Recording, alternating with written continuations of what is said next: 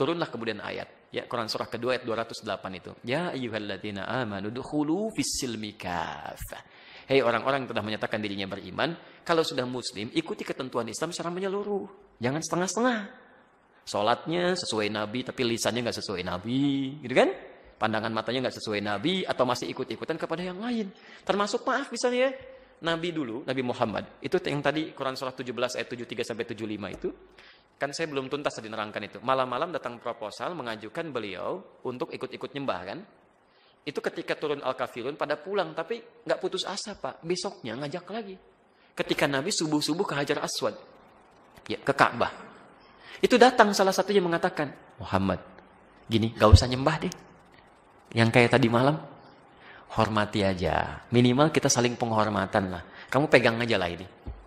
Kan dulu di sekitaran Ka'bah masih ada tuh ya, patung-patung gitu. Kamu pegang aja, nggak usah disembah, nggak usah apa. Cuman pegang aja begini untuk menghormati kita. Itu hampir-hampir terjadi pergolakan dalam jiwa Nabi.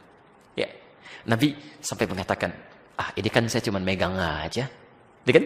Dalam jiwanya itu, cuman megang aja, tidak akan berpengaruh apa-apa. Dengan seperti itu justru nanti saya akan lebih lapang ibadahnya.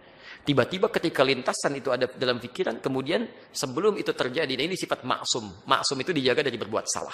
Turunlah wahyu di Quran surah 17 ayat 73-75 itu. Wa in kadu la yaftinunnaka 'anil ladzi auhayna ilaika ghairah.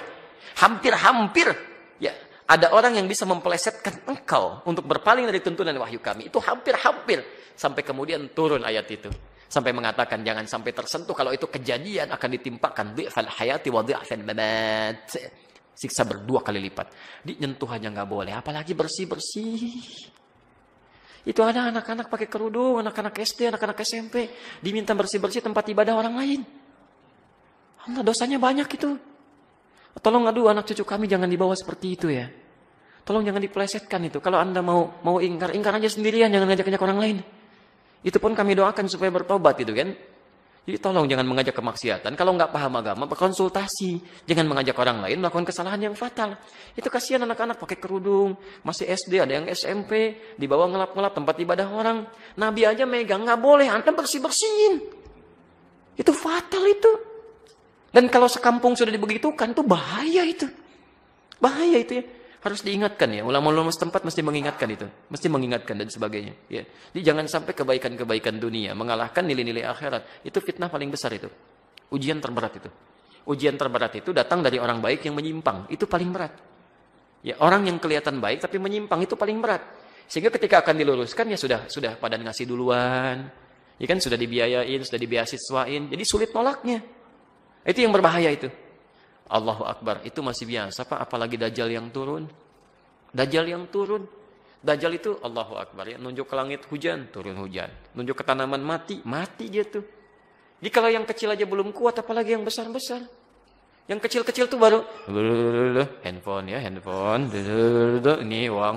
Itu baru yang kecil-kecil. Udah 10.000 orang, apalagi Dajjal beneran yang turun. Jadi kalau yang kecil aja Anda belum bisa menjaga kekuatan iman, apalagi padang dahsyatnya itu.